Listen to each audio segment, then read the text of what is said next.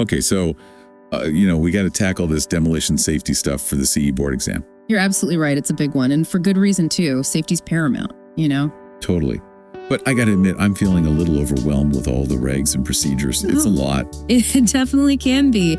It's a dense topic, no doubt about it, but that's why we're doing this deep dive, right? We'll break it down into those key points, the stuff you really got to know to ace that exam. Awesome. Okay. So first things first, what exactly is demolition? I mean, yeah, it's taking buildings down, but what makes it such a complicated process? Right. It's not just about swinging a wrecking ball and calling it a day. Demolition's got to be systematic. Think of it like dismantling a structure piece by piece with a plan and a purpose. So like surgery, but for buildings. Exactly. You have to be precise and follow a very specific order to make sure everything comes down safely. Okay. Precision. Got it. Yeah. But why all the fuss about safety? I mean, what makes demolitions so dangerous in the first place? Well, imagine a building collapsing when you don't expect it to. That's a huge risk right there. It could trap workers, release hazardous materials like asbestos, or even damage nearby structures. Yeah, that's a scary thought. And that's not even all of it. You've also got falling debris, unstable foundations, potential utility mishaps. It's a recipe for disaster if it's not done right. Okay, yeah, that paints a pretty clear picture. Yeah. No wonder there are so many rules. Absolutely.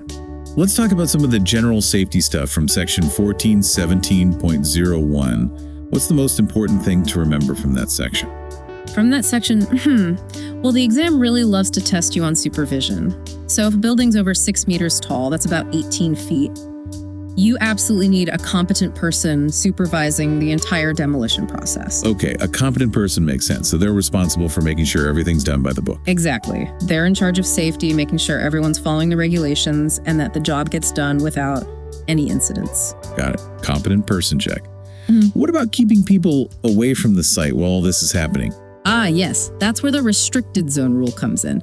It's pretty straightforward, actually. You take the height of the building, let's say it's a 10-meter building, and you multiply that by 1.5. So in this case, you'd need a 15-meter restricted zone around the building. Okay, so no gawking at the demolition site from up close. Exactly. It's all about keeping unauthorized personnel a safe distance away, reducing the risk of getting hurt by falling debris or unexpected collapses. Gotcha. So what happens before the actual demolition starts? Well, before you even think about touching the building, there's a whole lot of prep work that needs to happen. Think warning signs all over the place, barricades at every single entry point, and this is crucial. All utilities have to be disconnected, gas, electricity, water, the whole shebang. Wow. So it's like a whole checklist before you even start. Exactly. You don't want any surprises once the demolition begins. Safety first, always. Right, makes sense. Are there specific rules for how they actually take the building apart? Absolutely. You can't just start swinging a wrecking ball randomly. Preventing unplanned collapses is a huge priority. And, the exam might throw a scenario at you about supporting members. Those are the beams and columns holding the building up. Okay, yeah, those are important. Very. If they're removed too early, the whole structure could come crashing down. Yikes. Okay, so how do they prevent that from happening? There are a few key techniques. One of the most important is shoring and bracing. Imagine putting temporary supports in place to keep everything stable while they're taking sections of the building down. And they always work from the top down, floor by floor, for maximum control. So it's all about carefully taking things apart piece by piece. Precisely. What about the workers on the ground, though? What kind of safety measures are there to protect them? Worker safety is absolutely non-negotiable. So you've got your basics, hard hats, safety goggles, steel toe boots. But with all the dust and the possibility of hazardous materials like asbestos, respiratory protection is super important. Yeah, breathing and all that stuff can't be good. Exactly. They need specialized masks and respirators to keep those harmful particles out of their lungs. Right, that makes sense. What about all the debris? How do they manage that as the building's coming down? Another great point. Avoiding overloading is crucial. So as they're taking the building apart, workers have to be removing debris systematically. You don't want it piling up and adding extra weight to the remaining structure, because that could lead to instability and collapse. So it's about maintaining balance throughout the whole process. Exactly. Okay, let's move on to demolition methods. What are the main types? So you've got your manual demolition. That's your classic approach, using sledgehammers, jackhammers, that sort of thing.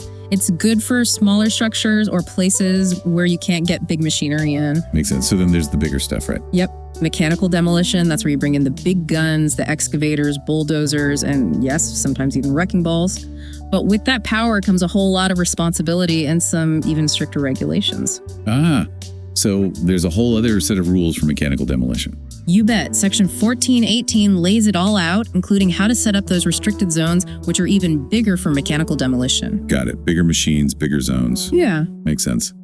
Okay, what about those more specialized techniques like explosive demolition? Those must have a whole other level of safety involved. Absolutely. Explosive demolition, it's kind of like a carefully choreographed dance of controlled destruction. It's not as common as the other methods, and it requires a very specific set of skills. I can imagine. For one thing, you need a licensed explosives expert supervising the entire operation. They handle everything, calculating how much explosive to use, making sure everyone's evacuated to a safe distance before the blast. Sounds intense. It is. And the exam's likely to ask about those absolute must-haves for explosive demolition, like knowing that only authorized personnel can handle the explosives, or that every structure within the blast radius needs to be checked for potential damage. Okay, so it's all about minimizing risk. Absolutely. You want a safe, controlled implosion every time. Safety first, especially when explosives are involved. So what happens after all the dust settles, literally? What are the procedures at the end of a demolition project? It's not over just because the building's down. There's still a lot to do. You've got to remove all the debris completely and then do a thorough check of the site to make sure it's stable and safe. Think about it, you're going to be handing this site over for new construction maybe, so it needs to be ready to go. Right, so they check for any hazards like exposed rebar or unstable ground. Exactly. Yeah. And until they're 100% sure the site is safe, it needs to be fenced off to keep people out. It's all about preventing accidents. Makes sense. So no wandering onto a demolition site until it's been given the all clear. Exactly. Wow, this deep dive has been so helpful. I feel much more prepared to tackle that demolition safety section on the exam. It's amazing how much goes into safely taking down a building. It's definitely more than meets the eye. I'm glad you feel more confident.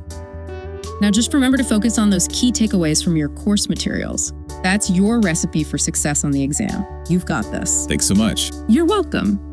Now here's something to think about. We've talked a lot about the technical aspects of demolition safety. But what about the ethical considerations? Think about the impact on the community, the environment, the history of a place. What responsibilities do engineers have beyond just following the rules? That's a great question. I'm gonna have to do some more thinking about that. Excellent. Keep those brain gears turning. That's what engineering's all about. And remember, you've got this exam in the bag. Thanks for the pep talk. Until next time, GERTC students, keep studying and stay safe out there.